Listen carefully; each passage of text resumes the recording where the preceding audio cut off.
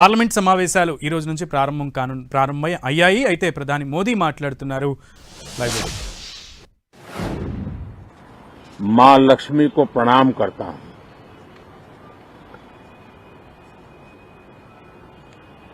और ऐसे अवसर पर सदियों से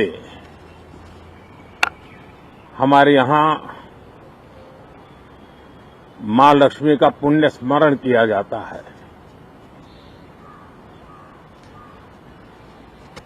सिद्धि बुद्धि प्रदे देवी, सिद्धि बुद्धि प्रदे देवी,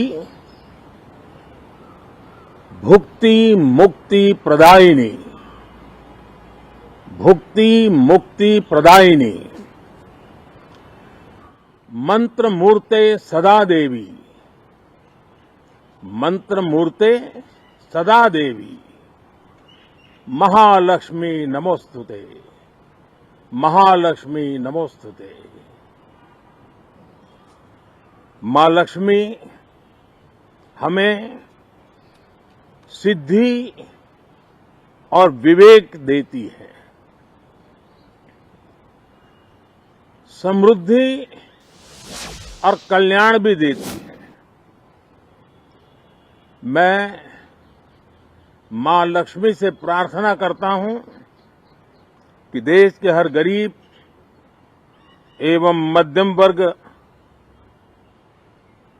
समुदाय पर मां लक्ष्मी की विशेष कृपा रहे।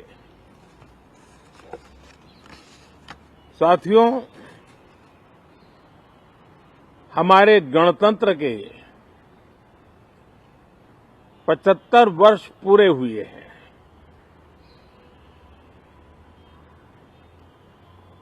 और ये हर देशवासी के लिए सर्वाधिक गौरवपूर्ण है और विश्व के लोकतांत्रिक जगत के लिए भी भारत का ये सामर्थ्य अपनी एक विशेष स्थान बनाता है। साथियों, ये देश की जनता ने मुझे तीसरी बार ये दायित्व दिया है और इस तीसरे कार्यकाल का ये पहला पूर्ण बजट है।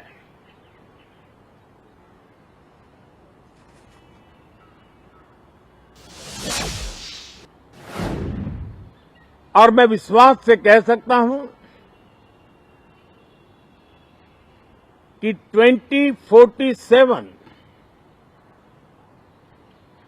जब आजादी के 100 साल होंगे, विकसित भारत का जो संकल्प देश ने लिया है, यह बजट सत्र, ये बजट एक नया विश्वास पैदा करेगा, नई ऊर्जा देगा कि देश जब आजादी के 100 साल मनाएगा तब विकसित होकर रहेगा। 140 करोड़ देशवासी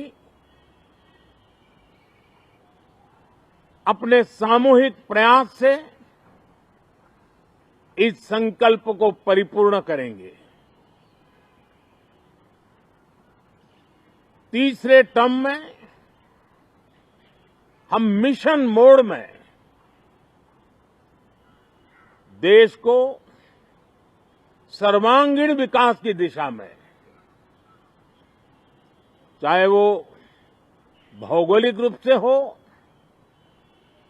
सामाजिक रूप से हो या आर्थिक भिन्न भिन्न स्तर के संदर्भ में हो, हम सर्वांगीण विकास के संकल्प को लेकर के मिशन मोड में आगे बढ़ते जा रहे हैं।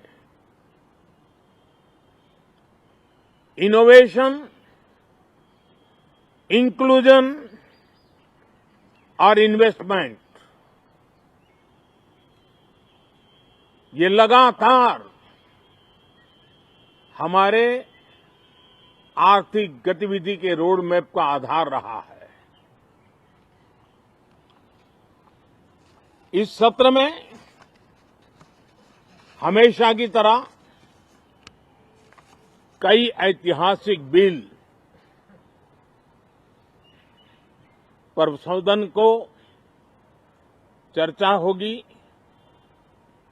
और व्यापक मंथन के साथ वो राष्ट्र की ताकत बढ़ाने का काम करने वाला कानून बनेंगे। विशेषकर नारी शक्ति के गौरव को पुनः प्रस्थापित करना, पंथ संप्रदाय के भेद से मुक्त होकर के हर नारी को सम्मानपूर्ण जीवन मिले, उसको भी समान अधिकार मिले, उस दिशा में इस सत्र में कई महत्वपूर्ण निर्णय लिए जाएंगे। Reform, perform and transform. जब विकास की तेज गति को प्राप्त करना होता है तो सबसे ज्यादा बल रिफॉर्म पर रहता है। राज्य और केंद्र सरकार ने मिलकर के परफॉर्म करना होता है और जन भागीदारी से हम ट्रांसफॉर्मेशन देख सकते हैं। हमारा युवा देश है, युवा शक्ति है और आज जो 20-25 साल की आयु के नौजवान है, जब वो 45-50 साल के होंगे तब वो विकसित भारत का सबसे बड़े बेनिफिशियरी होने वाले हैं। उम्र के उस पड़ाव पे होंगे, नीति निर्धारण की व्यवस्थाओं में उस जगह पे बैठे होंगे कि वे गर्व के साथ आजादी के बाद जो शताब्दी शुरू होगी, एक विकसित भारत के साथ आगे बढ़ेंगे। और इसलिए ये विकसित भारत के संकल्प की पूर्ति का प्रयास, ये अथाग मेहनत आज जो हमारे टीनेजर्स हैं, हमारी युवा पीढ़ी है, उनके लिए ये एक बहुत बड़ा तोहफा बनने वाली है। जो लोग 1930 में, 42 में आजादी के जंग में जुट गए थे, पूरी देश की युवा पीढ़ी खप गई थी आजादी के जंग में, और उसके फल 25 साल के बाद जो पीढ़ी आई उसको नसीब हुए। उस जंग में जो नौजवान थे उनको नसीब हुए। आजादी के पूर्व के वो 25 साल आजादी के जश्न मनाने का अवसर बना। वैसे ही ये 25 वर्ष समृद्ध भारत, विकसित भारत,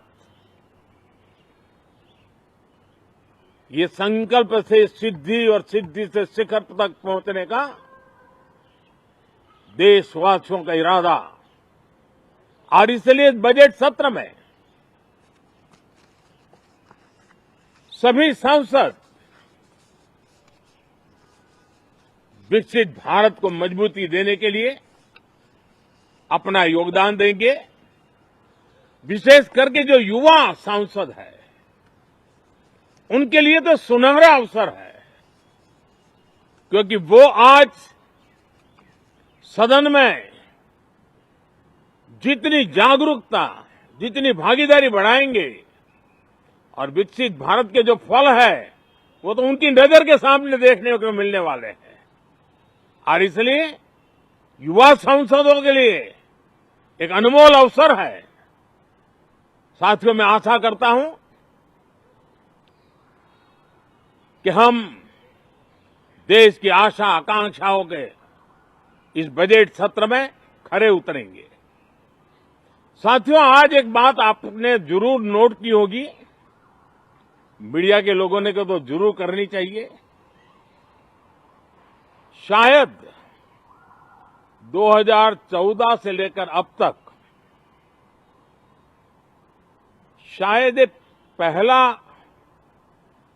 पार्लियामेंट का सत्र है कि जिसके एक दो दिन पहले कोई विदेशी चिंगारी नहीं प्रगटी है। विदेश में से आग लगाने की कोशिश रही हुई है। 10 साल से 14 से देख रहा हूं, हर सत्र के पहले शरारत करने के लिए लोग तैयार बैठते थे और यहां उसको हवा देने वालों की कोई कमी नहीं है। ये पहला सत्र मैं पिछले 10 साल के बाद देख रहा हूं कि जिसमें किसी भी विदेशी कोने से कोई चिंगारी नहीं हुई। साथियों, बहुत बहुत धन्यवाद।